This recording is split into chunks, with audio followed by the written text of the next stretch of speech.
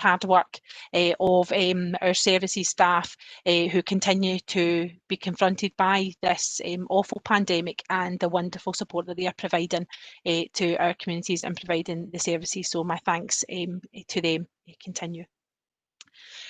On to item 2, colleagues, it's the Mayor's report. Brian, are you giving me this report? Convener, before you proceed to Sure. item 2, do you mind if I run through the apologies? And in terms sorry, of course. In terms of Standing Order 64A, there's a number of substitute members as well, just for clarity, if that's okay. Yes, of course. So my apologies, I should have asked for that.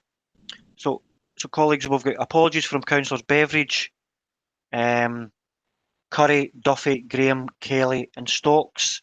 And we've got a number of substitute members who are Councillor Fisher for Councillor Duffy, Councillor Castles for Councillor Graham, Councillor McCulloch for Councillor Kelly, and Councillor McGowan for Councillor Stokes. Thanks very much, Mark. Any other apologies or substitutions?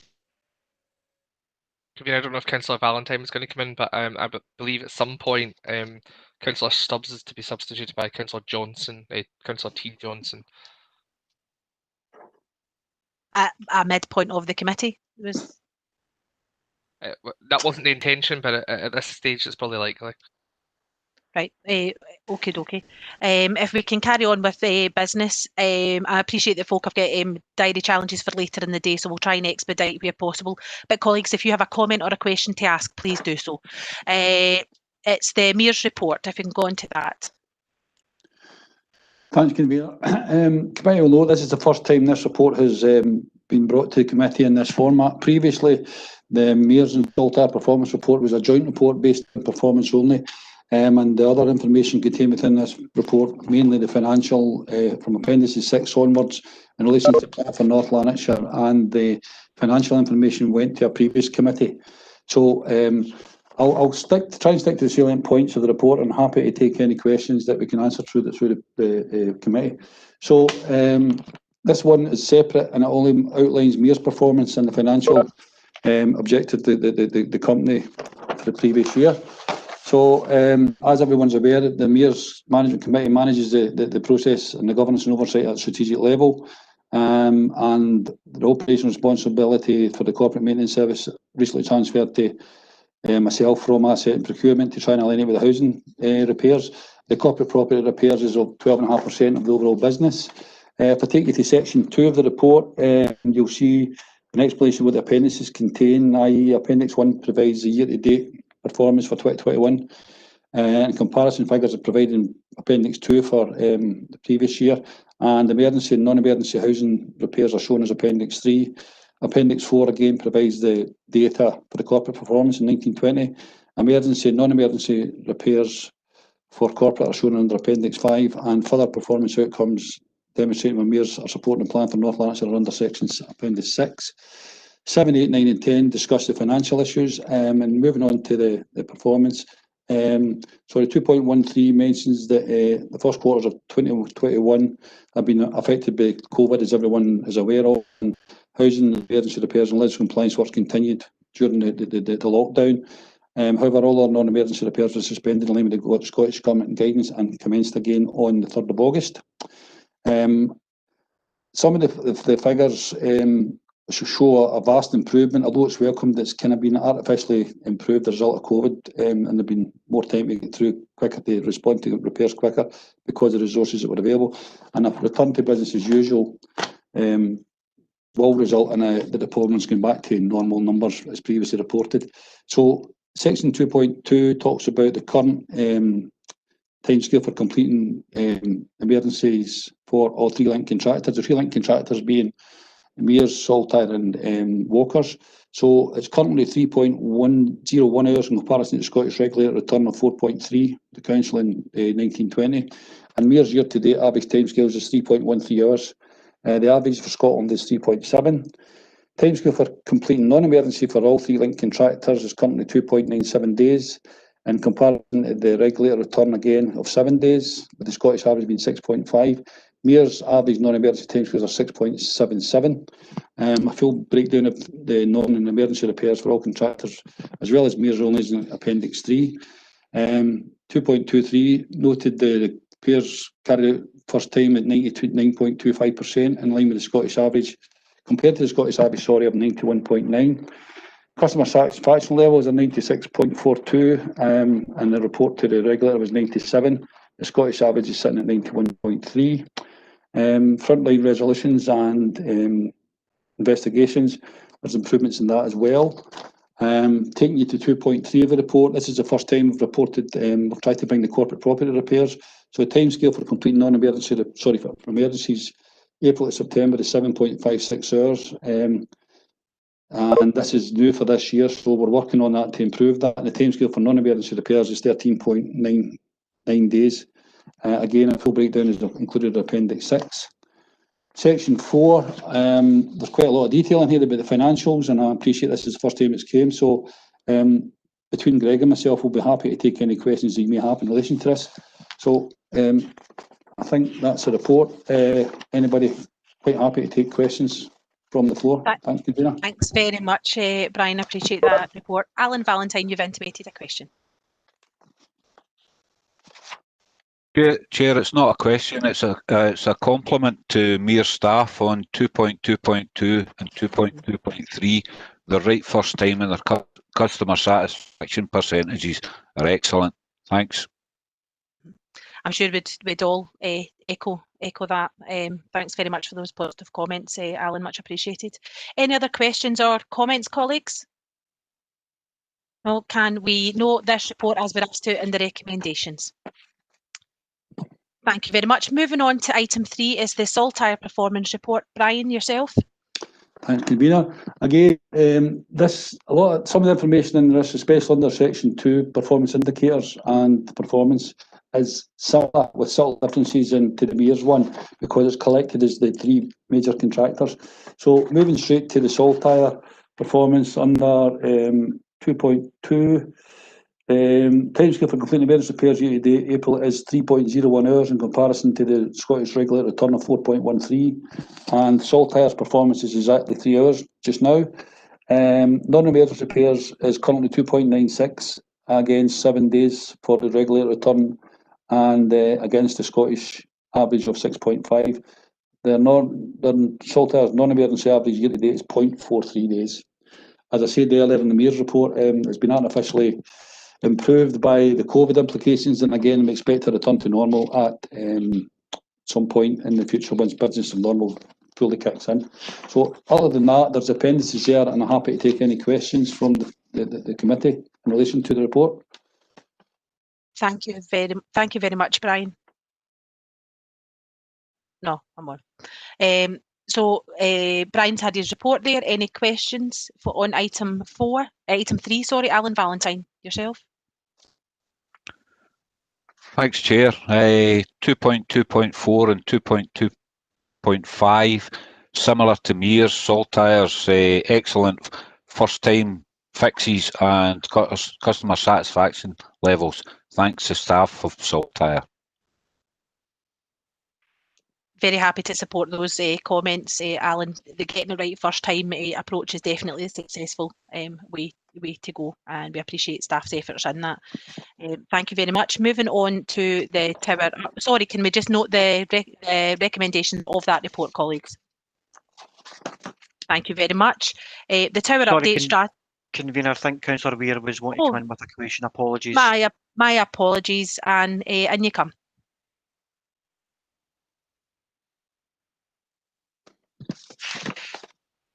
Slavia, are you there? Yeah, I'm trying to unmute myself. Customer satisfaction level, 96.42%. How many respondents is that a percentage of? How many customer satisfaction replies do you get back? Because I don't have that information at hand, Councillor Weir, but I'll certainly look in and I'll respond to that in due course. That's okay. Thank you. Thank you. Thanks very much. I mean, I think that's been a plea from this committee and others in the past, that it's useful to see the actual number as well as the percentage to give a, give a something. Yes, I totally agree. We'll look at that and make sure you get that information. Right, we don't have any other questions at this point. Moving on to the tower update strategy now at page 39, colleagues. Brian, yourself. Thanks, convener. If you just bear with me a second, I'm just trying to bring this report up. I'm having a wee bit of technical issues here. Sorry for that. Haven't we all today? Haven't we all? Just bear with me a second or two, if you don't mind. That's okay. That's okay.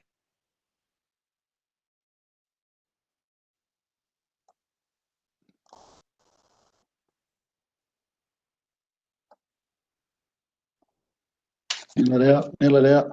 As previously, this report is reported every 6 months, twice a year at committee, and it's a joint report with myself and Stephen, majority sitting with operational staff. So the background is there. We've got 4,000 flats within 48 multi-storey blocks, now reduced to 45, the 3 blocks at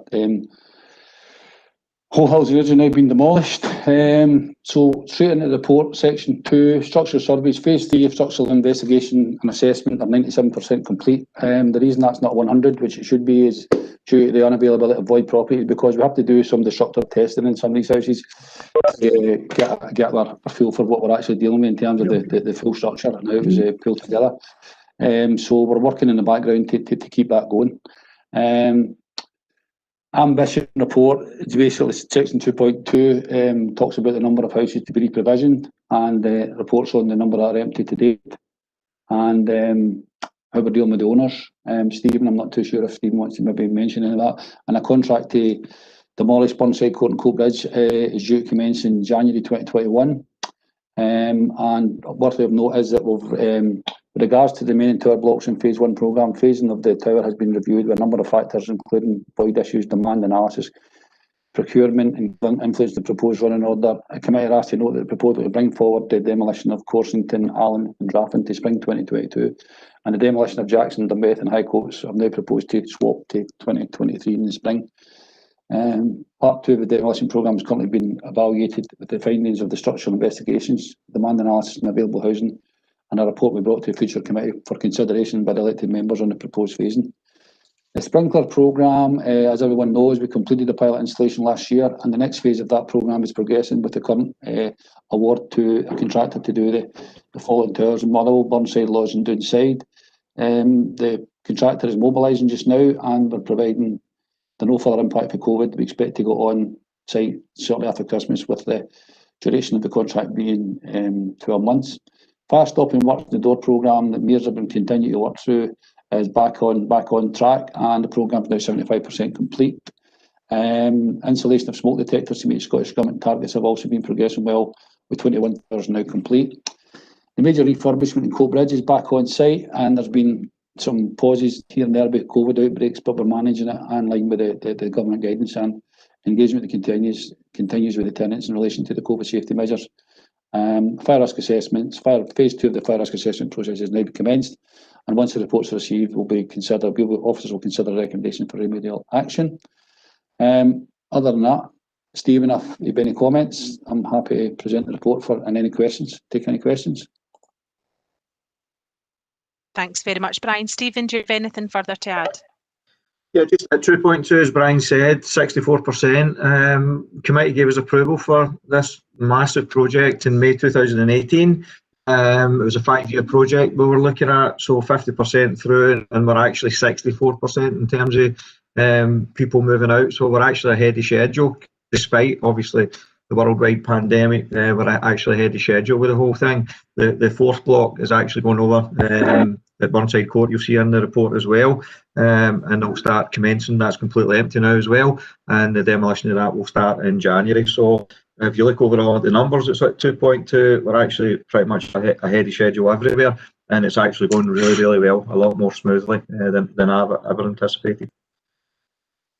That's excellent news, very positive report. I'm sure you'll all agree. I've got 2 speakers at the moment, Alan Valentine first, and then I'll come to Tom Castles. Alan.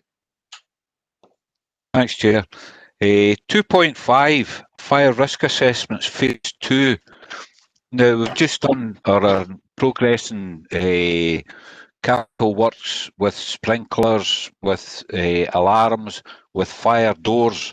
So I'm interested, what does phase 2 entail? Entails monitoring what we've done and make sure it's still fit for purpose going through, Councillor Valentine, just to make sure we're on top of it. We can't just fit all this stuff and then just say that's it done and walk away. We have to monitor it and make sure it's still fit for purpose as the buildings are still in use. And what we do is we do inspections every 6 months and we pick up any issues and we fix them. Thanks very much. Any supplementary or anything, Alan, that satisfy you? Excellent, thanks very much. Tom Castles, coming to yourself now. Thank you. It's on item 2.3.1. I'm just interested to know whereabouts in the buildings are the sprinklers fitted? Is it what you might call just the public areas? And how actually would they operate? So the sprinklers are fitted everywhere, common areas and internally to the houses and the apartments. And they operate in that there's a sensor on the sprinkler head. When the heat goes above a certain temperature, it bursts and calls for water to be brought from a storage tank at the ground floor level, and it extinguishes the fire in the individual property. It doesn't go off everywhere. It goes off in the fire is. So it's not like you see in the movies when a fire starts and the whole building gets flooded. That's a relief. Well, that's a theory. Yeah, I've seen that in the Bond films. So I hope does that answer your question, Councillor? It did. Yeah, yes, it did. Thank you. Thanks very much. Megan Gallagher, yourself, Councillor Gallagher. Thanks, Convener. It's on 2.3.2 regarding the fire stopping fire door programme. It's just again out of interest, when do officers expect that this will be complete? Because I can see here in the paper that it says that it's now 75% complete with Towers and Airhose roads currently receiving these installations. So the original programme was to complete it by January 2021, but obviously we had to stand it down for 4 or 5 months, Councillor, and we're hoping to be complete by the summer of next year.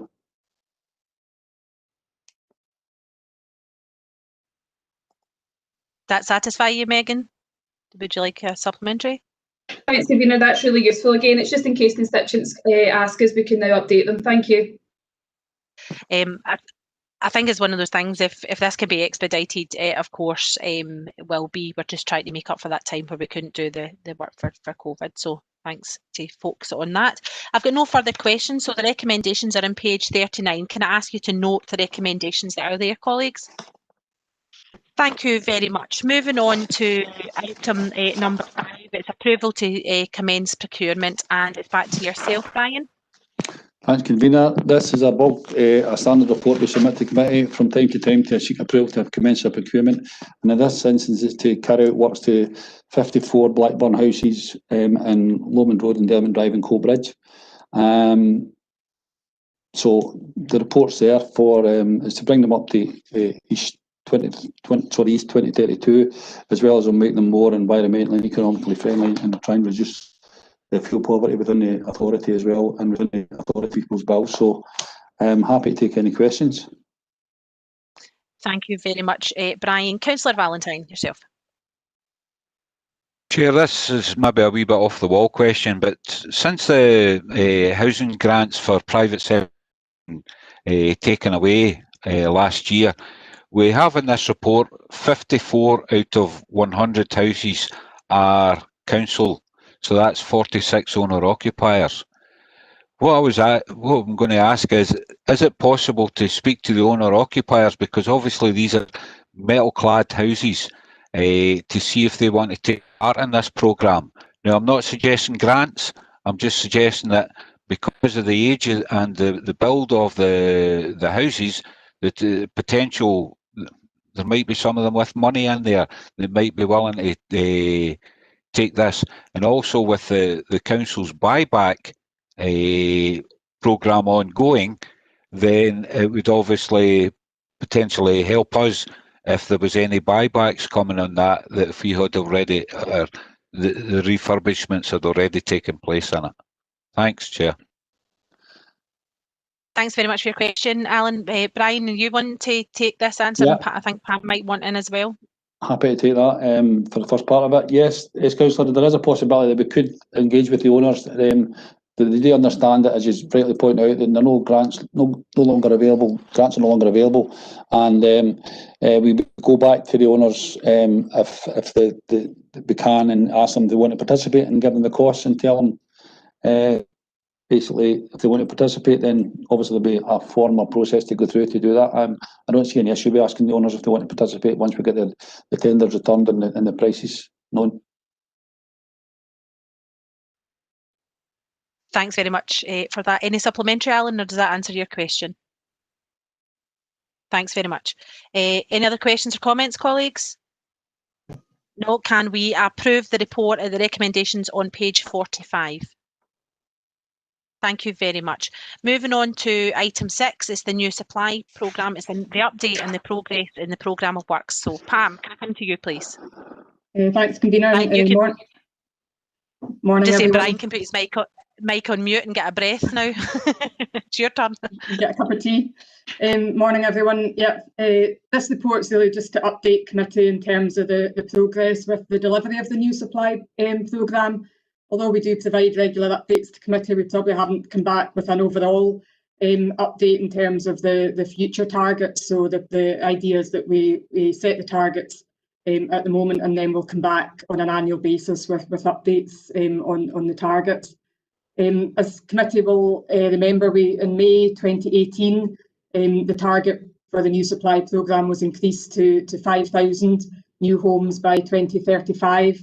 And that included an estimate of about 550 that would be purchased through the open market purchase scheme, or the buyback scheme as we call it. And it also included an assumption that we would rebuild on all of the tower sites at approximately 50% of the current density. So that was about 2,300 homes that we estimated would go back onto the tower sites. So to date, as the committee will be aware, we've completed 772 new build completed, with currently 162 on site, and further details are contained in Appendix 1. We also estimate by the end of this financial year we should have we'll purchased about 400 homes through the buyback scheme, which, as committee will be aware, has been very successful and provides excellent value for money, as well as meeting a range of needs, as well as being able to progress capital works in some of the blocks of flats. And obviously there's a report to this committee on progress with that. Part of the programme has also been an ability to purchase completed homes from private developers, and predominantly that has been through the affordable housing policy that only applies in the north of the area, and that has also been successful to date, and we've purchased a number of units also at Ravenscraig. We also got approval from the committee to extend that approach to other parts of North Lanarkshire. And although there's been no units purchased yet through that scheme, the Development Pathfinder scheme, that is a number of interest from developers, and that has also proved to be quite a popular approach. So we are proposing that we extend that to all of the areas of North Lanarkshire, but obviously it will be subject to a site-by-site appraisal. So despite the progress with the programme, as set out in the report, that there have been and continue to be a number of challenges with the delivery of the programme. I'm not going to go into those in any detail. They're set out in section 2.2 of the report. But obviously they do include the availability and suitability of some of our brownfield sites, which we know have always tend to have a number of challenges on them. We've also more recently had significant delays and issues and costs associated with Scottish Water's very strict application of their policy around surface water drainage, and basically not allowing a connection to a combined sewer network, which does make up the vast majority of the network. So it is quite difficult at times to be able to connect to either a water course or to a surface water drain. So that is an ongoing issue for us. And also in terms of procurement and contractor capacity and increased costs are all issues that are ongoing. So not to mention COVID, obviously, which has impacted particularly in the current year in terms of the delays on site, albeit all of the sites are now back working well. So taking all that together, we've revised and updated the targets associated with the new build programme, which are set out in section 2.4 of the report. These are obviously the best estimates we have at the current time, and it would be our intent, as we do, we will continue to monitor, review and update these targets, some of which is obviously out with the Council's direct control. So our current estimate, as you can see, is set out in Table 1 in terms of the number of units that we would anticipate being delivered. We're also proposing or seeking approval from the committee to continue with the open market purchase scheme, which, as I said, has been very successful and well received. So we're proposing to continue with that over around about the 120, 130 units homes rather per year. So the intention is that we would continue to monitor, review and provide regular updates to committee in terms of progress, and happy to take any questions on that. Thanks very much, Pamela. I think it's a very important report that's very much about the trajectory of our ambition going forward. So I've got a few speakers here. Councillor Valentine, can I come to you first? Thanks, Chair. A couple of points on it, Pam. The 222 Scottish Water Drainage Policy, I know that's causing us major issues. I take it's causing the private sector major issues. Is there any sign of movement on that, or are they digging their heels in completely? Point 2, on 232, on the bullet point 1, we talk about alternative options for heating and such like because of new regulations that's coming in. And it talks about the PV cells, the solar panels. Now, although this is a constituency report, it goes across North Lanarkshire. The solar panels that we're putting up just now are maybe 2 or 3 inches off the roof of the building, and people are getting birds nesting underneath the solar panels, which becomes a nuisance, it becomes a mess, it becomes anything. Have you heard of this problem? And if so, what's the proposals to solve it? If you don't mind, Chair, another couple of smaller points. Yeah, an update on the Mabel Street one in Motherwell, if you can. And finally, a request from one of my Cumbernauld colleagues. The Cumbernauld Primary School site, there was initially community engagement on that, but the community are now saying that they haven't heard anything from a while.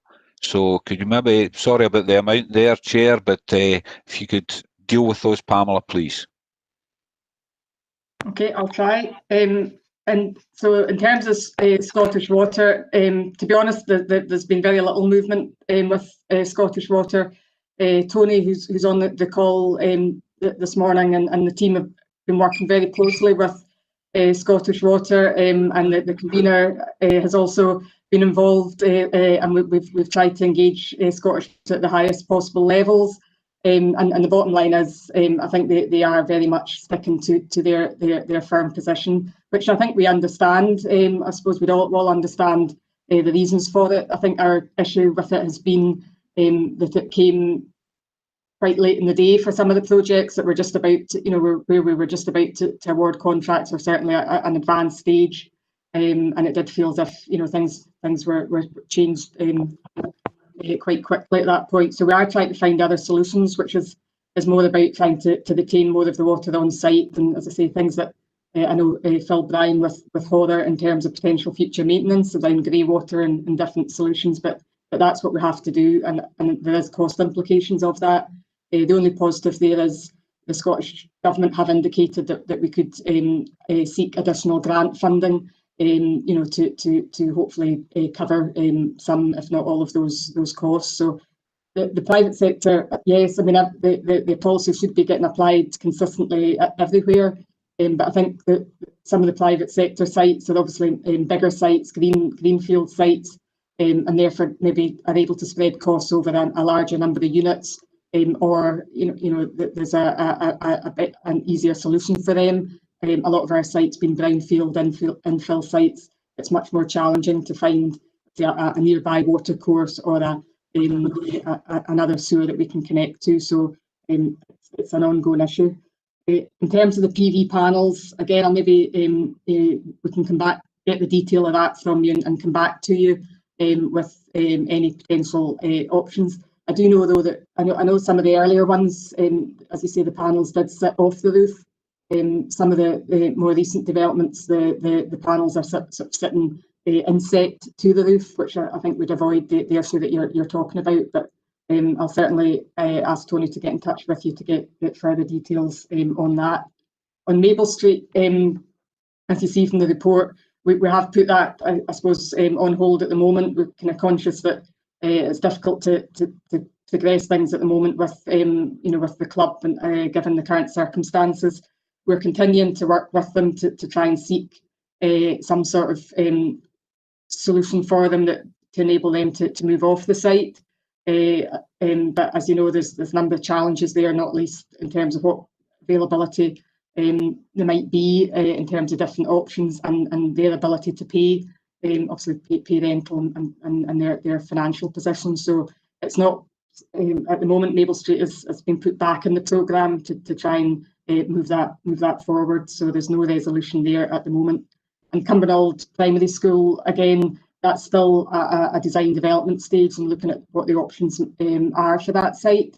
And once we've got something to discuss, then there would be pre-community consultation, and that would be in advance of any planning application. So we'd be happy to give that commitment. I think we've said that all along, but we're not at that stage yet in terms of being able to share that with the options with the community.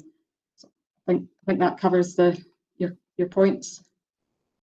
Thanks very much, Pamela. Councillor Linton. Sorry, Thanks, is that Pamela, your for question? that. No. There's well comprehensively answered, Heather. Comprehensively. That's it, as Pamela always does. Moving on to Councillor Linden, please. Thanks very much, Convener. I'm going to touch on section 2.2.1 of the report. Pam, I wonder if you could outline, in terms of the availability and suitability of sites, noting what's been said. The report says the Council's wider ambition programme, including asset rationalisation and town and community hub programmes, will result in sites being released that may be suitable for the new supply programme. Could you provide more detail on that and what is meant by that statement? And then moving on, I just want to reiterate and ask a further question on the issue of Scottish Water at 2.2.2. I mean, first of all, I do welcome the potential increased funding from Scottish Government on the grant fund to cover some of the additional costs, although I must say, to be blunt, I don't necessarily think that the Scottish Government should have to do that. I think that there should, Scottish Water and that dialogue should have produced a more positive result. And I think it's important to note, certainly I'm happy to note, I mean, Scottish Water are a statutory corporation responsible to the public through Scottish Government.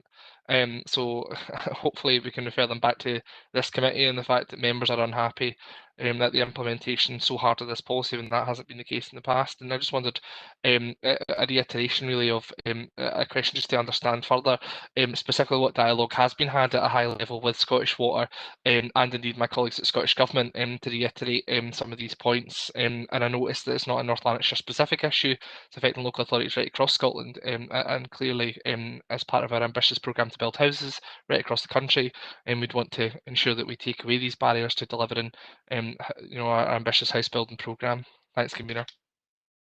If I can start on the Scottish Water element, Councillor Linden, I've spoken directly to the Minister about it in person. I've been in correspondence now. I think we're pen pals now. We've had a couple of letters back and forth.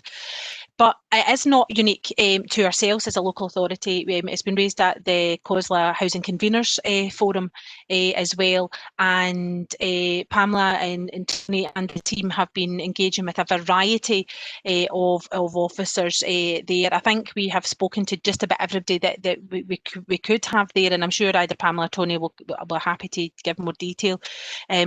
and we continue to pursue that. The challenge that we have is, as our sites are more challenging and they aren't, you know, this crisp green land that has never been built on before, there will be challenges. But that is the nature of the ambition that we have set before us, that is about not just housing but also about regeneration.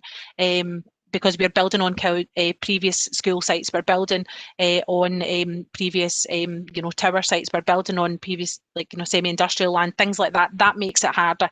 I'm sure Pamela will give more detail and if necessary, Tony. But if there's anyone else in the committee that can encourage me to speak to somebody else, or they can as well, I'm sure we can furnish you with the appropriate briefing to put power to your elbow to help us all collectively put the appropriate pressure on the public bodies. Because Kevin Stewart, while he's there for us in one hat for local government, he's also responsible for Scottish Water as well. So the minister's got challenge in both parts of his portfolio there, and he is astute to that fact. Pam, have you got anything further to add on that? Yeah, I mean, I think you've pretty much summed it up, convener. I mean, as you say, we have engaged with the Scottish Government, I say through the convener to the minister. We've also at a local level, obviously, in terms of our Scottish Government contacts. So there's been as much engagement as there could be, and as you say, with in Scottish Water. In fairness to them, you know, clearly we understand where they're coming from in terms of what they're trying to achieve and the challenges that they face in terms of flooding and all the issues associated with the surface water going into combined sewers. So we don't disagree with that. It's just that I think we feel the application of the policy maybe in all has been maybe overly strict in some cases, where it's quite unreasonable in terms of what we've been asked to do, like going over third-party land and so forth. So, but we are working through all of the sites and probably have solutions for all of the sites, albeit with cost implications attached. We'll also, I suppose, just add to what the convener said, it's also been raised through the Glasgow City region structures as well. So we have an infrastructure group there. So it's I don't think there's many routes that we're not pursuing. And as you say, it's across the country issue. In terms of the potential other sites, I suppose all that's referring to as you'll be aware, a lot of the sites that we have developed have been former school sites. And as the hub programme progresses and moves forward, then we would anticipate that there would be sites released as a result of that, and they may well be potential sites that we would consider for the new supply programme. But there's no particular sites at the moment, because, as you know, the hub programme is still at a relatively early stage. But we will continue to look at all potential surplus sites that might be suitable for the new supply programme. Thanks. Thanks very much, Pamela. I've got Tommy Morgan, and I know that Kevin Docherty's wanting in as well. So I'll come to Councillor Morgan and then Councillor Docherty. Thanks, Convener. Hopefully I've hit all the right buttons and you can hear me okay. Loud and clear. Convener, can I ask, Scottish Government's been mentioned a couple of times here. Based on sometimes we get this mixed up, the costs page on page 53, the average cost of a new built house is roughly 180,000, of which our tenants pay 2/3. Right? It can either be through rents, it can be through CFCR, current capital from current revenue, and it can be through borrowing. So 1/3 of that comes from the Scottish Government. With that background, that third that we welcome and we need, because we've already worked on our rents for next year and done some preliminary, almost final work in that. It's section 233 there. It says that we're still waiting on clarification from the Scottish Government regarding post-2021. Now, when I've got a report that takes me up to 2035, which I still hope to see at some stage, all these 35,000 houses, I want to know what's going to happen next year. What are the ongoing discussions that we're having there? If we don't get that 1/3 contribution, it won't be 2035 figures that will be affected. Presumably it'll be 2022, 23 onwards. So the contribution from the Scottish Government, ongoing discussions there, Chair. And as a further point, I would like to ask regarding two issues that's coming on that's increased our costs. That is the sprinkler system and the alternative heating systems. So I don't know if you want me to wait in the answer to that now. Are we going to get a 60,000 contribution? Is that optimistic, or should we be more pessimistic than that? Pamela. Yeah, thanks, Councillor Morgan. Yeah, I mean, you're right. Obviously, it's we don't know the exact allocation for future years. But I think what hopefully is a bit more positive is that the recent announcements through the draft infrastructure investment plan has certainly indicated that it would appear that the overall allocation for the affordable housing supply programme looks set to continue at similar, if not existing levels, and obviously we would obviously hope even for an increase. But our actual allocation hasn't yet been confirmed. So we are working, as you say, on the assumption that we will continue to receive grant for the houses that we deliver. Yeah. And you know, we're also working with others through Alacho and others to obviously lobby and try and get an increased grant for us, for the councils. But at the moment, as I say, the grant £59,000 has tended to be the contribution that albeit, as I say, there's some scope to potentially get some increase on that. Thanks, Convener. That does sound optimistic, and as soon as we know, it's helpful as soon as we know that if we know back that our figures are not going to be blown off course. It's not the big bad Scottish Government. I've paid commendations to the Scottish Government. They do put their money where their mouth is in this particular project, and they pay a third towards that. Certainly has got a major impact. But turning to the unit costs again, with your permission, and it's the second point, and these potential areas that could come and blow these figures off course, not that we want to see them blown off course, but it's in 232 this time, Pamela. And I noticed there that from 2024, or a couple of speakers have already mentioned this, heating systems, there's no longer going to be the traditional heating system, gas. We've got to find alternative heating systems. Can you give me an indication of how much that will affect the unit cost of that? That's only 2 years away. I mean, you bear in mind the time it takes for our planning procedure, planning application to go in. Should we not be having a cut-off point very soon to say these proposals will have to have alternative heating systems? I mean, there's a small one up in Plains coming that's been held up by COVID like many others, but that's a traditional heating system. Should we not even at a push be revisiting some of these? Because there is going to be a major problem unless we have an early cut-off point to say new build is going to include alternative heating systems. Otherwise, we're going to be left with excellent external stock, but having a traditional, and some would say antiquated through no fault of our own. We've got to take that decision at an early stage so that when the actual construction takes place, that we're not putting them in a position that's an antiquated or depleted or deleted, not deleted, dilapidated system that is being built that could take us into 2024 and beyond. When will the cut-off point be, and what will the average overall increase in the unit cost be? Thanks, Convener.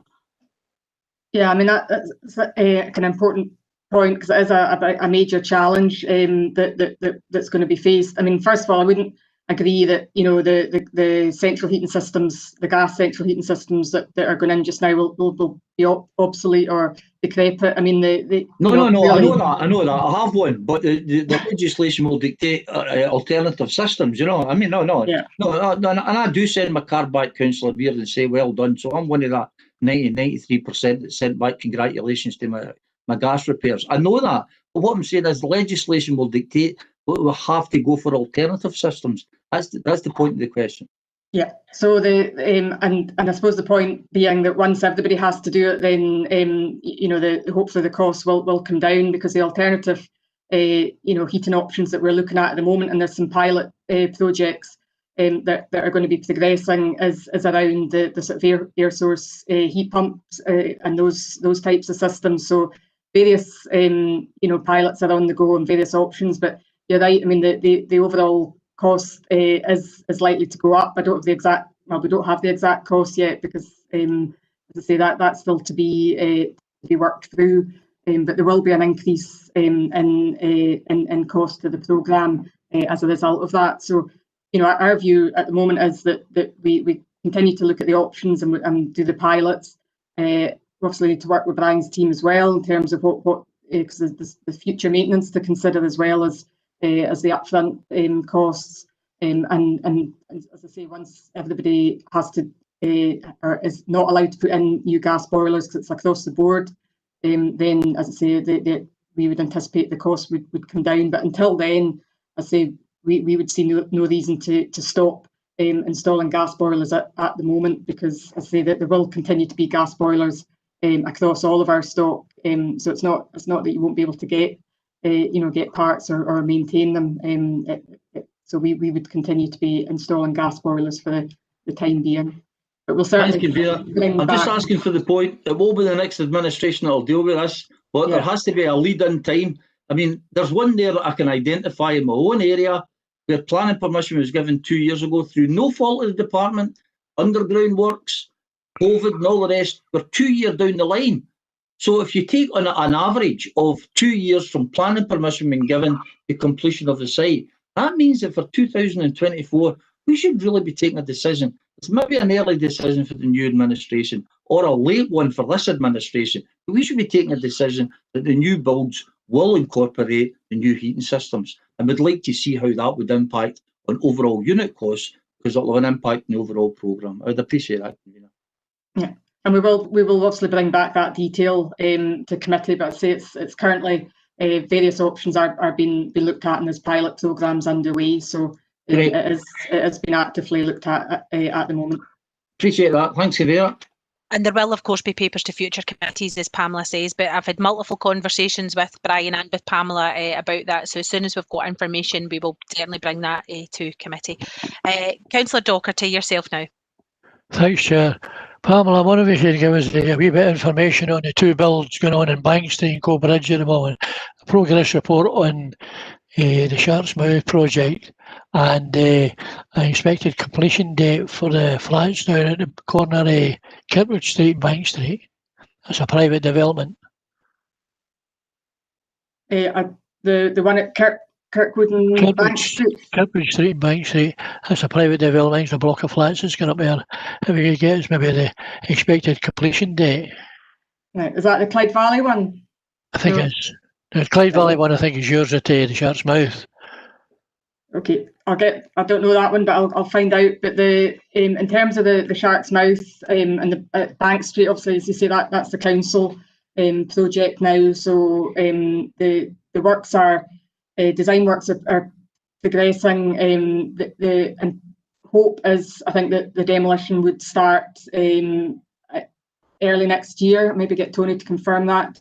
But it's certainly moving forward. One of the challenges there, as you know, is around the proximity to the railway line and having to get approval and get that scheduled in with Network Rail in terms of getting the date for demolition. But it's certainly we've now got the design agreed, so hopefully that will move forward.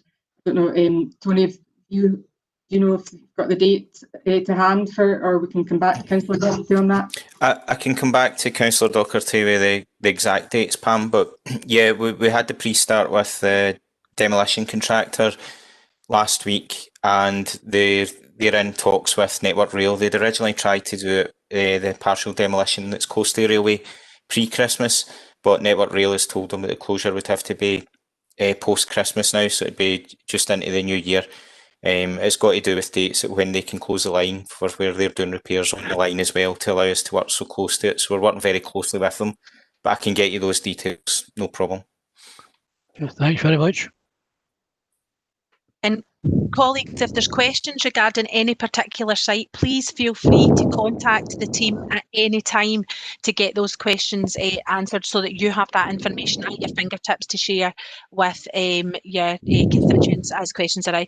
Councillor Docherty, can I ask you just to pop your mute back on, please? Thank you. I've tried to get in and I'm not getting on my battery. I can't get in. Right. I would like to ask Pamela a Mary, couple can of I questions. get you? Wait, Mary, I'll come back to you. I've got a couple of speakers on the list, That's so I'll fine. take them and then I'll come back to you. I'll put you on the list. Right, so I'm coming to. Thanks, Mary. Tom Castles next, please. Councillor Castles. Thank you. Back to 2.3.2. I'm interested in the alternate heating systems. Would you describe these systems, the alternate systems, as still in an experimental stage, or would you describe them as tried and tested systems that are simply being piloted? I would describe them as tried and tested systems that we are piloting in our new build, in a couple of the new build sites. I think that's probably more accurate. Again, Tony, do you want to give any more detail on the pilot? Yeah, thanks, Pam. What we've done is we've looked at, we've applied for funding from the Scottish Government. The Scottish Government gives funding to cover the gap cost, or as much of the gap cost as it can, between having a gas system and one of the new systems on pilots. So we've done this for the proposed site at Glen Mavis that we're doing there, and we've also put in a joint proposal with CCG, the contractor, for Whole Hills, where we're attempting to try and get funding actually for a larger number of homes. So that would be between 150 and 160 rather than around about 19. So if we're able to get funding for both, then that gives us a comparison between two sites and the difference in the economies of scale that we might achieve. The proposal that we're doing that's been highlighted is including the solar panels to give power towards a battery wall, which will allow our tenants, it's to help with fuel poverty. So it's allowing them to be able to store power there that they can then use when they need it, rather than the conventional bit of where they're having to use from the grid straight away. So it's a combination of both, and that's why we're doing the two pilots, to try and show that the tried and tested method, how it works on a grand scale and on a smaller scale, and see how it works for our residents as well before committing one way or the other towards the future. And as Pam said, we'll come forward with our proposals for the future heating systems to committee as well in the future. Thanks very much, Tony. I appreciate that information. Does that answer your question, Councillor Castles?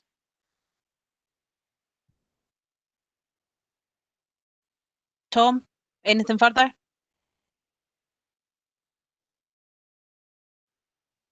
Apparently not. We've lost Tom somewhere. I'm sure we can come back. And I think this will be part of a paper that'll come back in a future date. And if we need to do a wider presentation on it for other members that are not on this committee, I think people would find that useful too. So I hope that's assisted. Councillor McGowan. Thanks, Chair. Good morning, Pamela. Good morning, Tony. It's a constituency question, sorry, Heather, but I'll just be very brief. In the list of projects, Motherwell Brandon Street, is that the old YMCA? Because I'm really delighted that that is being conserved. It's a beautiful building and done up. Have you any idea of the time scale for that? Because I'm looking forward to that with great glee. Thank you. Yeah, that is it. So it's the YMCA building, certainly the frontage front of the building, and the site beside that. So not a time scale at the moment. I can come back to you with the what's currently estimated. It's still at design development stage in terms of working out what can go on the site. There are some challenges, as you know, in relation to noise there. There's a few noise sources, the railway line, obviously the steel yard, and not to mention the kind of road. So we need to work that through with our colleagues in pollution control in terms of how you can design it to obviously minimise the impact of that. So, but as soon as we've got any details to share with members, we'll certainly do that as normal in terms of the pre-consultation. Thanks very much, Pam. Anything else, Ag, is that all right for you? There's it, smashing. Right, I have got Anne Weir, and then I'll come to Mary. So Anne Weir, are you there?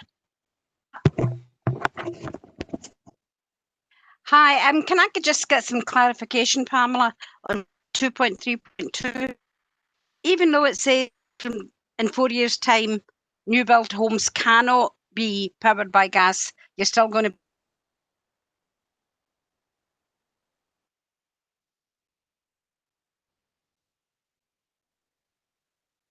Sorry, Anne, you kind of broke up there. So yes. Just to check the question, so you're asking, until there is an alternative, are we going to carry on putting gas in? Only 4 years, you're going to rip it out in 4 some? No, no, it's for new. It's only for new installations and new build. So obviously all of our stock at the moment, or where possible, has gas. So it's not about, you don't have to dip it out. So it's just it's new build from that period. Can't have the installation. So anything that's already in can obviously continue to be maintained and beyond that period.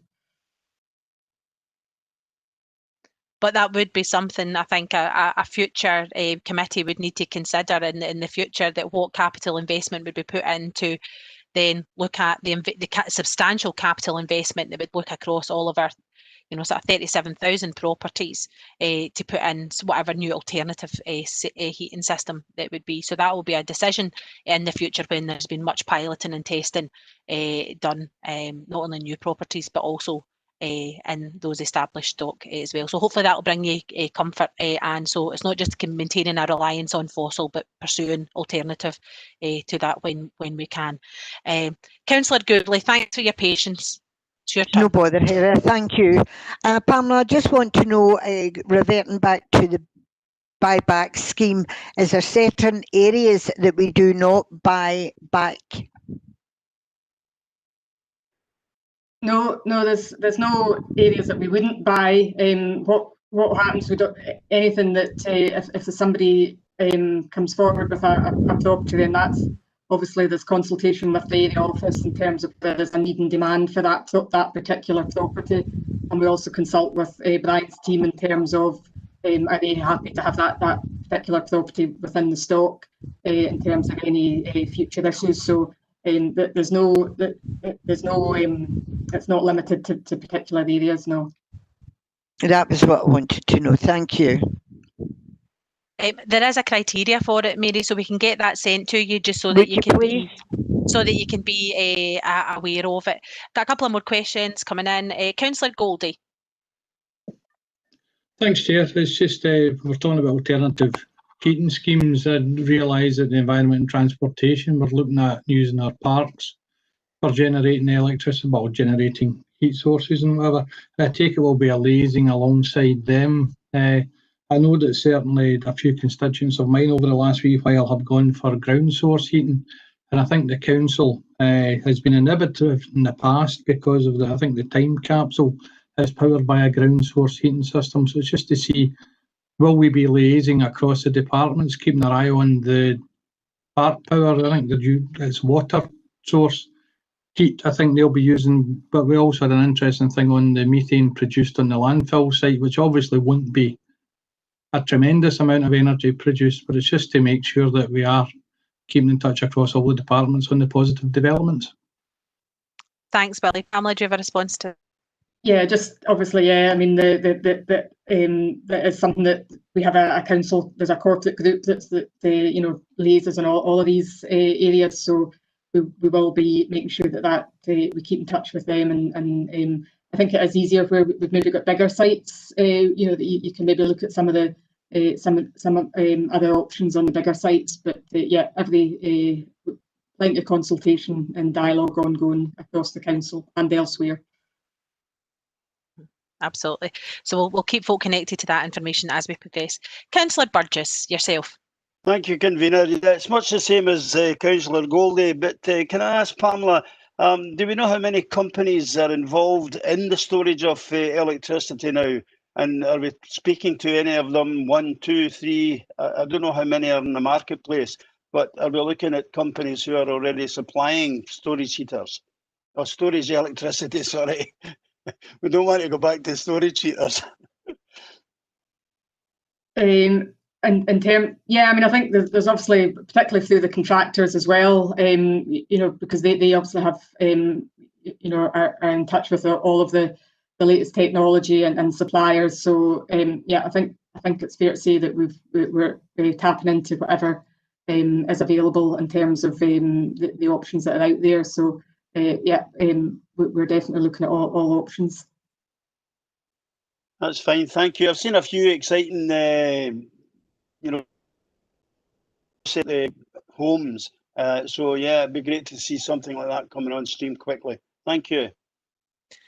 Thanks very much, colleagues, for your questions and comments. I've got no one else in the chat bar and I don't see anybody else waving at me. So we've got recommendations outlined on page 49 and it's to note and approve elements of this plan. Can I ask for your approval of this paper? Thank you very much, colleagues. I'm not hearing anything to say that you don't. Moving on to item 7, it's an update on the open market purchase scheme. Pam, can you continue to update us, please? Yeah, thanks, convener. So I won't dwell on this because obviously we maybe covered it in the last item, but this is the 6-monthly report to committee in terms of progress with the open market purchase scheme. So this covers the period April to September. So as outlined in the report, at that point, despite obviously the challenges and delays around COVID, there was 26 homes had been purchased, with 39 at the conveyancing stage, and we'd received 169 inquiries over that period.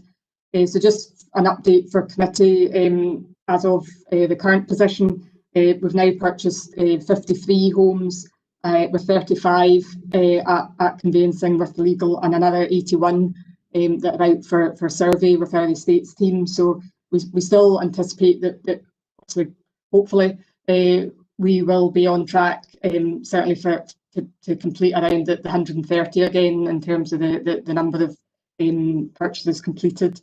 So and again, just to highlight to the committee that this is also supporting our ability to progress common works, and of the houses, of the 26 that were purchased by the end of September, 17 of those were in flats, and 5 resulted in us getting full ownership of blocks of flats, which was always great news, particularly for, let's say, Brian and the team for progressing future work. So all in all, I say that the scheme continues to be successful.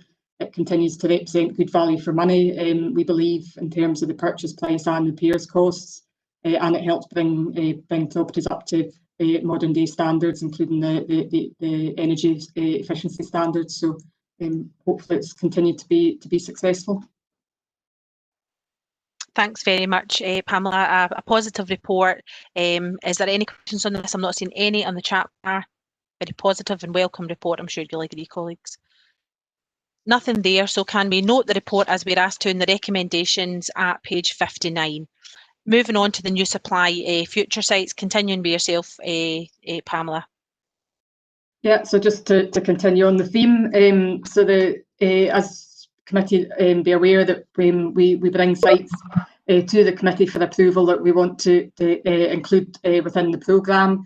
Obviously that is then subject to further site investigation and title checks and feasibility. So very briefly, as set out in the report, this is just to seek approval to include the sites, the 3 sites outlined in the report at Ravenscraig, Windmill Hill Street. Although it's not a site as such. These would be conversions and refurbishments as part of the town centre projects, and to look at feasibility, or to conclude feasibility for the former Motherwell Town Hall, which would be about 20 homes if that progresses. So it's just to seek approval to progress with these projects. Thanks.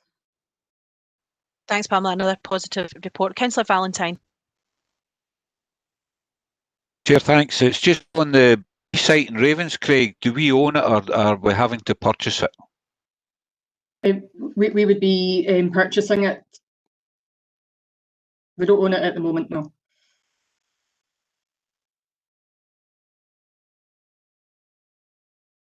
I was anticipating a supplementary there, Alan, but you never came in with one.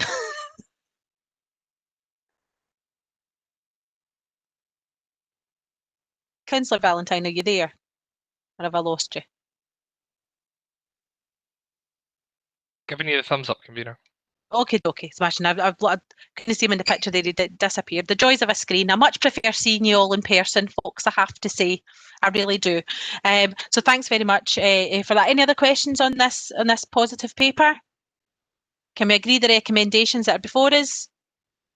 Thanks very much. Moving on to item 9, the new supply procurement. Pam. Okay, last one for me. So really, again, this is just to seek committee approval to start the procurement activity for the next phase of the programme, and these are for sites that obviously have been previously approved by committee, and it's proposed to use the current frameworks that are available to us. So that would be either through the Scottish Procurement Alliance framework or the Scotland Excel framework that we were involved in setting up. It's also to note the award of the call-off contract, and again, this was as per previously approved at committee, and it's to note the award of that contract through the Scottish Procurement Alliance for the former Chilton's House in Lindsay Begg Road in Christon, and that's to Haddon Construction, and that's to the value of £4.178 million. So that contract has now been awarded, so hopefully work will be progressing early in the new year on that site. Thank you. Thanks very much. Another positive report demonstrating progress. Is there any questions on this report, colleagues? I'm not seeing anything in the chat bar. If not, can we agree the recommendations as outlined in page 69?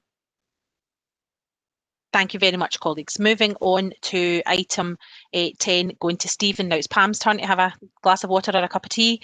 Moving on to Stephen Llewellyn regarding the Housing Regulator reports. Thanks very much, Convener. This is the 7th Landlord Report published by the Housing Regulator.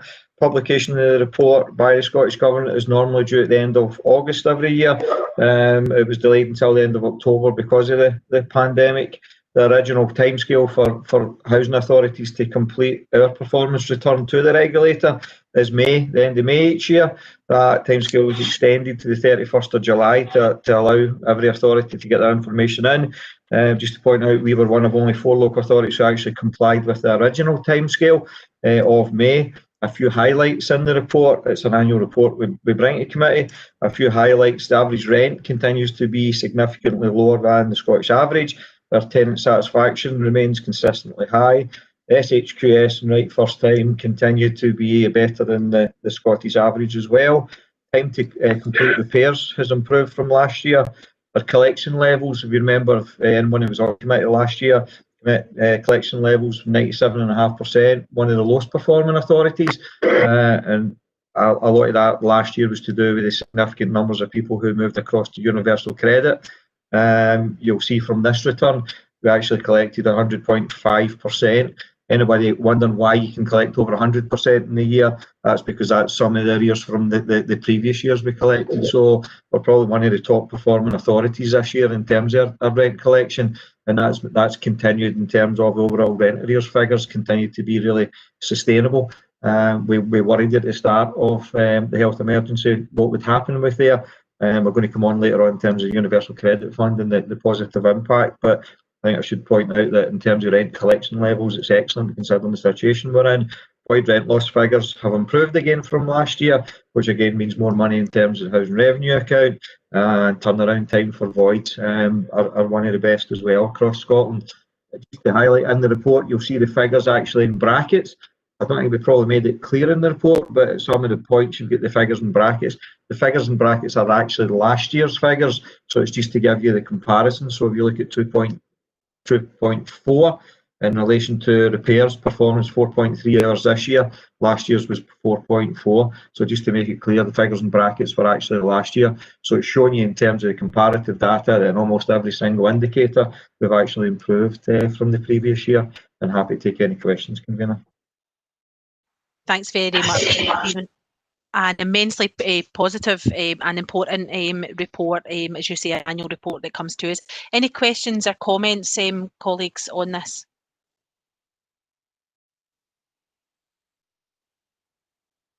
I'm not seeing anything into the chat bar or any waving on the faces that I can see on the screen. Can I convey my thanks to all of the staff across the services who have continued to make exceptional effort in enabling us to achieve these markings, and as a service committee to continual improvement, we will reflect on them, I'm sure, and continue to move forward. So the recommendations are outlined for colleagues on page 77. Can we note this report? Item 11, Stephen, this is a report for noting and approving. It's the Scottish Regulator Annual Assurance Statement. Can I ask you to speak to this? Yep, so this is a second annual assurance statement. This was new in terms of the Scottish Housing Regulator in terms of the annual assurance statement. Again, just following on from the performance information I gave you in the last one. Timescale again for this had been extended as well to November. Normally we've got to put this in for October and we would have liked to be in an earlier committee. However, the actual performance figures and information wasn't actually published, so we couldn't actually bring it any earlier. So again, this was delayed by the government because of the national pandemic. It should also be noted that usually we'd publish an annual performance report by now, but again, because we didn't get the national information until the end of October, we've got to benchmark, put the information out. We're now expecting to put that out by the end of December. We're in consultation with the Tenants Federation, which we need to do every year in terms of what should be in that report. But again, going back to the last report, performance overall across the whole housing service is hugely positive. They've given you some examples in terms of the annual assurance statement, Appendix 2 and page 88, in terms of our audit processes and why and what we need to do to comply. And again, I'm happy to take any questions on this report. Thanks very much, Stephen. Any questions for Stephen on this report? Oh, that was incredibly Dalek-like there. Any questions to Stephen on this report, colleagues? No. Can I have the committee's permission to sign the annual assurance statement for 2020? I will do that now. I have a fresh copy out of the committee papers here, and I will sign that so that you can witness me doing that. Nothing pre-prepared for this, colleagues. It's to be done live. So I will sign it now. And dated 25th November 2020. Right, we have done that. Thank you very much, colleagues. So just confirming that we noted and approved that. Moving on to item 12, Greg, will come to you regarding the housing revenue account revenue estimates report. Thanks, Karina, and morning everyone. So this is the annual report where we bring forward to committee the position, setting the scene of the housing revenue account budget for 21-22. The normal convention we would have is that the report would be immediately remitted for consideration at a future council meeting. And for this year, it's anticipated that the budget and rent levels will be set at council on the 17th of December. So some points to note within the report, as I say, it's a scene setting report. So North Lanarkshire Council currently has the 4th lowest rent of any Scottish local authority landlord. And as Stephen's just highlighted in the landlord report, we're 18.4% below the average rental across all registered social landlords. 2021-22 would represent the final year of our current 4-year rent strategy agreement. In that period, the council has made significant progress in delivering its ambitious programme of work, including, as Pam's mentioned earlier, increasing the target of new supply to 5,000 by 2035, the development and ongoing of the tower strategy, an expansion of the buyback scheme, and approval of record levels of investment in the current housing stock to ensure we continue to meet quality standards for social housing. The report highlights in section 2.1.1 anticipated cost pressures for next year, £4.5 million. And there's bullet points there highlighting the individual items. So it includes employee cost pressures like pay awards, the revenue impact of our capital investment plans, a service realignment that was approved as part of the budget last year for retirement housing, and the impact on the HRA of corporate programmes such as digital NL investment. In paragraph 2.1.4, I've outlined that the potential recurring investment opportunity from the final year of the current 4-year agreement would equate to around £55 million of additional capital investment. And I've also highlighted from paragraph 2.3 onwards the potential for elected members to consider utilising the current HRA balances and the in-year surplus that I'll go on and discuss at a later report in support of any key priorities as they meet to consider the HRA budget for 21-22. So as I said at the beginning, the report's to be remitted to Council for consideration on the 17th of December. and the recommendations make that clear. I'm happy to take any questions at this stage. Thanks very much, Greg. Are there any questions to Greg at this point? Well, are members happy to agree the recommendations and note them as outlined on page 89 that this will be remitted to Council on the 17th of December? Yes, sorry, Councillor Morgan. I tried to get in there. Sorry, I won't risk getting hit any more buttons if people can hear me okay. It's just a point of curiosity that maybe needs some clarification in view of events that's taking place this afternoon in the House of Commons. Page 94 of these estimates for the forthcoming financial year sets aside or quotes a figure in relation to pay awards. And it seems to be, sadly, getting much mooted that the public sector might be heading for a zero. We don't want to create a differential between housing staff and all the rest of our staff. What would the situation be there? What was that based on? Was that predicated on the 3%? Obviously, it wasn't based on Mr. Sunak's figure of zero. Could that be clarified? Was that a 3% anticipation there? And I'm assuming that would then be a council priority to see how we would take that forward if the draconian decision is taken to announce zero today for the public sector. I'm happy to come in there, Councillor Morgan. So the figure that's in the base budget adjustment in Appendix 1 is reflective of the Council's medium-term financial plan assumptions that were approved at Policy and Strategy Committee in early October. And that assumes for next year a 2% pay award. But you'll be aware that the negotiations and the agreements around about pay awards for local government in Scotland aren't linked to decisions of the Chancellor at Westminster. So it's a decision for the Scottish Negotiating Committee in relation to the pay awards that would be applicable in Scotland for local government employees. If there's an agreement on that, then it would apply equally to HRA employees and non-HRA employees. So there would be a split as such. Hopefully that answers your question. Yeah, that clarifies. Obviously, very much the block grant to the Scottish Government will impact on any potential knock-on effect, but it's certainly something that I'll be keeping a close eye on, no doubt all will. Thank you. Thanks very much. We always pay close attention to the negotiations on pay for our staff. So, colleagues, we have the recommendations before us, and this will be remitted to Council. Can I have your approval for that? Thank you very much. Moving on to item number 13, the Universal Credit Assistance Fund. Stephen, you're taking us through this one. Yep, the last committee we had agreed we'd bring we get £500,000 to put additional funds into the Universal Credit Fund, and we agreed we would report back on the impact that the fund has had since it started. So the fund started in January 2020. You'll see at paragraph 2.2, between January and March, 487 claims were processed, roughly about 160,000. From April onwards, you'll see the sharp increase, mainly because we were promoting it significantly and because of the pandemic. Overall, you'll note that we've now actually assisted over 3,750 people, and obviously since the report was written, we're closer to 4,000 people now, or 4,000 tenants. It has had a hugely positive impact on not only rent arrears, but continue to help people to stay in their tenancies.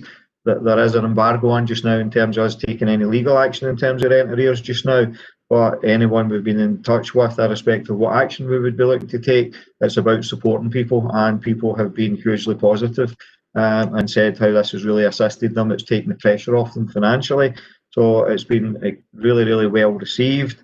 At 2.8, you'll see the average arrears of tenants that are on universal credits having the impact we wanted.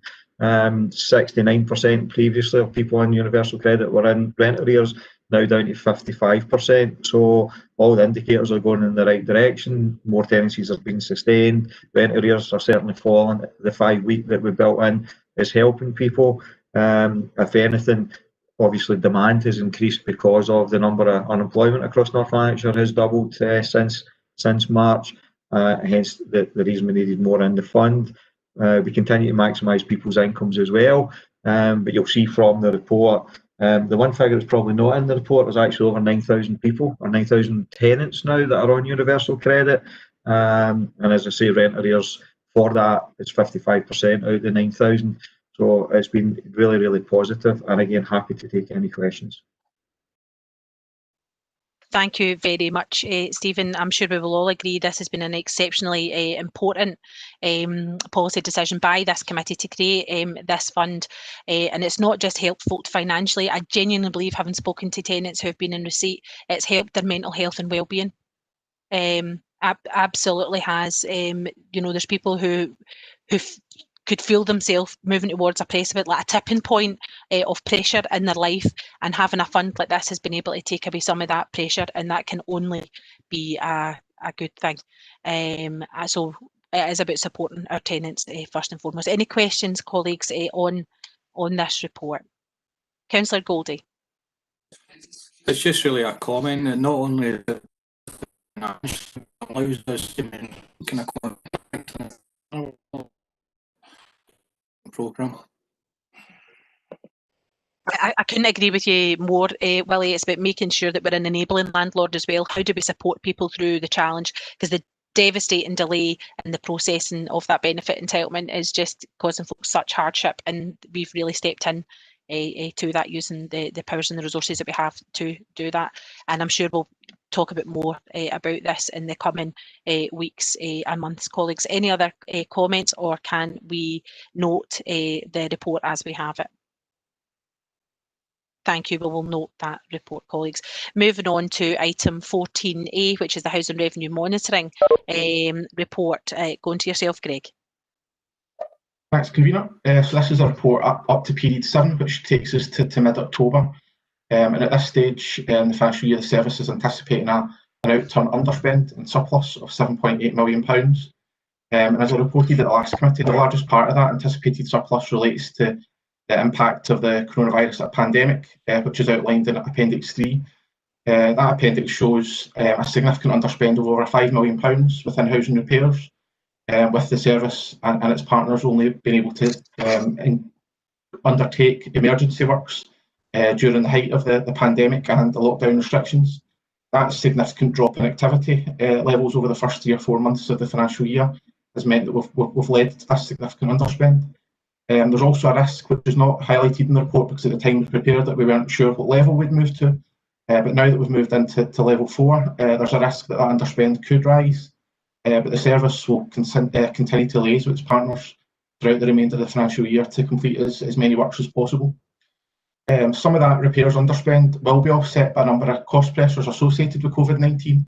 There's a couple of them highlighted. So firstly, we've got an anticipated impact on rent collection and rent arrears. So while we've got the position that Stephen's outlined in the Universal Credit Assistance Fund paper, where the rent arrears position stabilised, we continue to have to make an assessment of the longer term impact of that and on the impact for former tenants as well. So we've made an assumption at this stage that will be a cost pressure for us in the current financial year. And we've also assumed that we might have a slight reduction in rental income because of there's been some delays in terms of void rentals earlier in the year. And then Stephen has highlighted that we've had to make additional contributions to the Universal Credit Assistance Fund and the Rent Hardship Fund. And that support will continue throughout the remainder of the year. So at the moment that's been recorded as an overspend, and that will continue for the remainder of the year. So out with the COVID-19 position, the service would have had an underspend or a surplus of around £4 million. And that's largely attributable to the ambition funding that we've got, where we're really receiving funding in advance of need. And that will be carried forward as every year to support the ongoing investment in the new supply programme and enhanced mainstream investment programme. I'm happy to take any questions. Thanks very much, Greg. Any questions to Greg? Any questions? Not a very robust report as always. Thanks very much, Greg. If we can note the recommendations at the report on page 101, colleagues. Moving on to item 14B, it's the Enterprise and Communities Revenue Monitoring non-trading report. Greg, continues to be yourself. Thanks again, Convener. So again, this takes us up to mid-October, and the service is anticipating an overspend of just over £7 million. That's arisen almost entirely as a result of the COVID impact on service delivery during the current financial year. The report highlights cost pressures of just under £10 million. which have been partially offset by some service management action of around £3 million linked to the Council's agreement to curtail non-essential expenditure.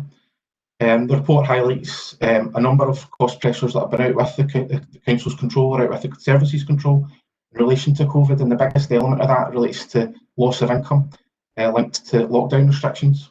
That's had an impact in areas such as planning and building standards income, reduced school meal income, given that the schools were closed for a number of months, and reduced special uplift income.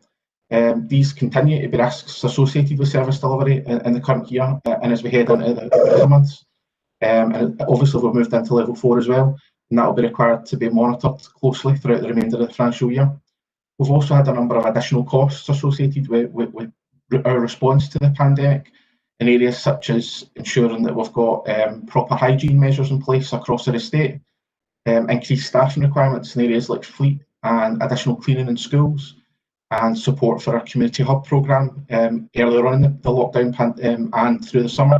And then we've had additional costs in relation to fleet because of the requirements for maintaining social distancing. The last one I'd highlight here is just around increased tonnage in household waste collections, given the large scale move to home working that we've seen since the start of the pandemic, and it's not really started to reverse itself yet. Some of these costs have been reduced or partially offset by the receipt of coronavirus job retention income, reduced school meal food costs, and a reduction in materials in areas like NL Industries. As I said earlier, the underlying position within the service is a £2.9 million underspend, and that's as a result of the service's actions to try and manage costs and reduce costs as part of the Council's bid to try and achieve a balanced budget by the end of the financial year. But on a more corporate level, all members will be aware that it's anticipated that the accounting flexibilities that the Scottish Government have afforded us will provide us with sufficient scope to manage the forecast deficit within the current financial year. And the last thing I'll highlight is just, despite the pandemic and despite the challenges that's caused, the service still anticipates that it will meet 88% of its savings target for the current financial year. And the biggest elements of non-achievement of savings in the current year have been linked to COVID-related delays. And again, I'm happy to take any questions. Thanks very much. Thanks, Greg. I think an important report, and it just demonstrates the commitment and flexibility and professionalism of staff across the services of enterprise and community services to meet the challenge, the unprecedented challenge that was presented to them. So again, my thanks there. We can't say thank you enough, but I've got to say it again. Is there any questions on this report, colleagues? I don't see anything in the chat bar. No. Can we note the financial position at this stage, colleagues? Thank you very much. Moving on to item 14C, the Enterprise and Communities Trading Report. Greg. Thanks, Karina. I'll be brief with this one. So again, this is a Period 7 report for the Council's trading operations. At this stage of the financial year, we're anticipating that we'll meet our budgeted surplus for the year. And the only significant offsetting variance to the report in Appendix 1 is linked to the transfer of staff and services in relation to Police Scotland's new national cleaning contract. So an underspend we've got in employee costs is fully offset by an under recovery in income. Again, I'm happy to take any questions. Thanks very much, Greg. Any questions to Greg on this report? Are we happy to note the financial position as outlined on page 123? Thanks very much, colleagues. Item 15A is the HRA Capital Monitoring Report. Greg, it's yourself. Thanks, Convener.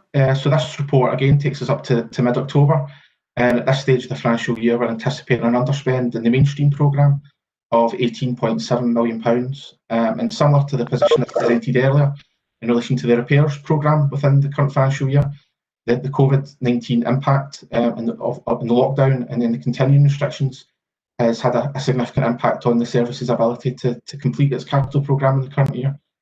However, it's worth noting that the intention continues to be that the service will complete its programme, but that is now likely to take place over next financial year rather than being completed in the current financial year. But Brian's team in the Housing, Property and Projects division will continue to work with contractors to assess whether works can be accelerated throughout the remainder of the financial year, and we'll report that to future committees. Similarly, for the new build or new supply programme, we're anticipating an underspend in the current financial year as Pam mentioned earlier in the reports to this committee, some of the challenges we've had with Scottish Water is leading to some delays with programme activity. And similar to the mainstream programme, works will be rescheduled to take place in the future. So an underspend in the current year is really just a rescheduling or reprofiling of expenditure for future years. Again, I'm happy to take any questions in that report. Thanks very much. Oh, we've got feedback there. Any questions to Greg, colleagues, or are we happy to note the financial position of the HRE Capital Programme? Can note that. Thank you very much, Colin. Be the capital launch report for enterprise and communities. Greg.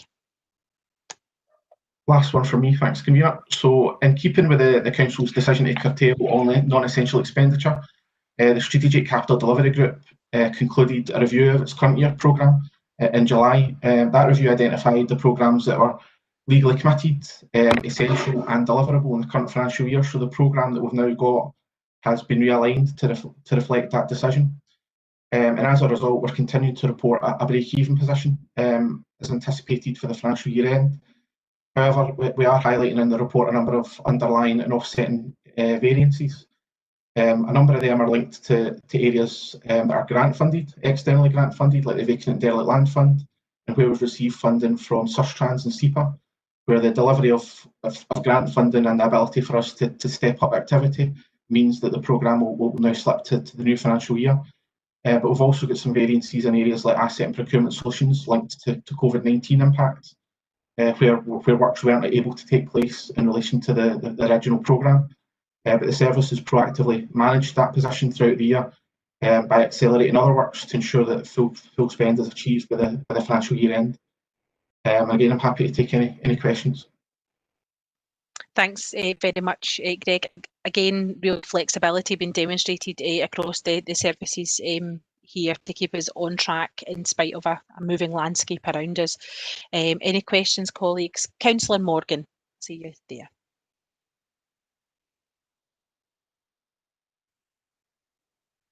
Councillor Morgan, I've still got you on mute. Can you unmute, please? Thank you. Okay. Yes, hear you loud and clear. Greg, you made reference there to what's in the written report at the bottom of page 138. A sentence here that caught my eye was, currently we're reviewing a number of potential contractor claims linked to COVID. And my question was going to be, how many, of what magnitude, is this a significant sum? But you said there that they're taking this, or they're taking some form of action related to COVID because of original works. Don't tell me we've reached a case whereby contractors that we've appointed are going to be potentially taking litigation or legal action against us because we can't pay out works. I mean, if there's a restriction on more information in that, is that the sum and substance of this? Is this speculative? I wouldn't like to think COVID's going to be used as an excuse for all the contractors under the sun to think local authorities or government money, we can try it on. Is there something behind it? Is there something substantive? And any information you could give us that would put those or allay those concerns at this stage would be much appreciated. Yeah, Pam might be able to come in and answer in a bit more detail, but my understanding of the situation is that the Scottish Government introduced guidance for construction, for public sector construction works that allowed contractors to consider and make claims for additional costs that they would have incurred as a result of the lockdown restrictions. So as it stands at the moment, we are assessing a few claims. Off the top of my head, I think we've got 4 or 5 to assess the veracity of them, actually to understand whether they're actually legitimate claims and to understand their position. But I believe there's been some works across, or some understanding and some information sharing across local government networks and across the SIDEAL programme to understand the position for every local authority, so that we're all taking a kind of combined and consistent approach to some of these claims. But at the moment, I'm really just highlighting that there's a risk. At the moment, we've not paid out any contractor claims that we're currently continuing to negotiate and discuss with our contractors. And I'll provide an update at the next committee on the outcome of that, if they are resolved at that point in time. Much appreciated, Greg. Much appreciated, Convener. I'm glad to hear that there's a united front in this. We know that the vast majority of contractors have a good working relationship with us. But the thought that anyone might be using COVID for these malevolent reasons would be absolutely repugnant. I'm not saying that is the case, but I'm glad to hear there's a united front on it, and I look forward to further information coming back that reflects that we don't need to pay anything out. Thank you. Thanks very much, Tommy. Pamela, do you have anything to add to what Greg has said, or are you happy that that's a full answer? Yeah, I mean, I think the only thing I'd add is that, you know, in terms of the new supply programme and the contract, the ones that we had on site, the contractor, I think, has been more than reasonable in terms of our discussions with them about what, if any, additional costs, you know, that they might be due, because obviously they did incur extra costs, and I think we need to be reasonable, because if we're not, then we only end up paying more going forward, as they have to build in the costs of any risks. So it has been a challenge, but I think we were relatively fortunate, certainly with the contractors that we had, and I think we're not dissatisfied with what they've been asking for. Thanks for that, Paul. Thanks, Vera. And just to give the committee comfort, this is a topic that I have been speaking with officers with, in particular with Pam, regularly in the previous weeks there to stay connected to where possible. So we have the recommendations for the report on page 137. Can we agree those recommendations, colleagues? Thank you very much. We move on to the contract award for flooring coverings, repairs and replacement 20 to 24. It's on page 145. Brian, anything to add that's not written on the report? No, thanks for being there. That's just a standard report for the contract award to Morris Spottiswoode for the flooring coverings and repairs and replacement from 20 to 24. Initial 2-year period with a 1+1 option to extend. Information's in the report. Morris Spottiswoode are the preferred contractor, and present the report for approval. Happy to take any questions. It's in the corporate property, sorry, it's not housing. This is a corporate property, schools, etc. So, colleagues, we have this report. I have nobody in the chat bar. Are there any questions? Are you happy to approve the recommendations as outlined on page 145? Yes, thank you very much, colleagues. We now move into 16B, which is the garden assistance scheme and the ad hoc gardening works for 21 to 24, and it's a framework agreement. Stephen, is it yourself that's speaking to this? Yes, it is, convener. Yeah, really just very briefly, 6,500 residents across North Lanarkshire just now received the garden assistance scheme. It's been in existence for the last 20 odd years. Although it's a framework, the first person in the framework, Tivoli, have been doing it for the last number of years, so actually very good at it.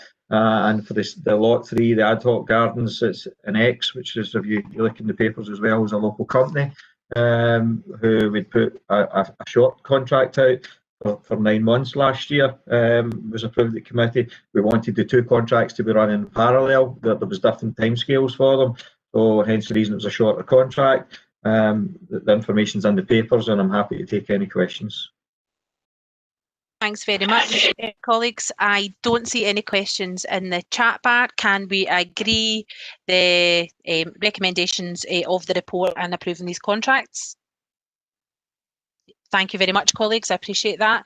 Now we move on to item 17, which is the contracts awarded below the committee approval threshold. The report is there for your information, colleagues. Can we note the report and its contents? Thank you very much. I have no one asking questions in the chat bar. Can I thank you very much for your participation this morning, and thank you for your patience in the digital issue that we had in advance of committee starting this morning. Thank you very much, everyone. Have a good day. Take care. Bye-bye. Thanks, Heather.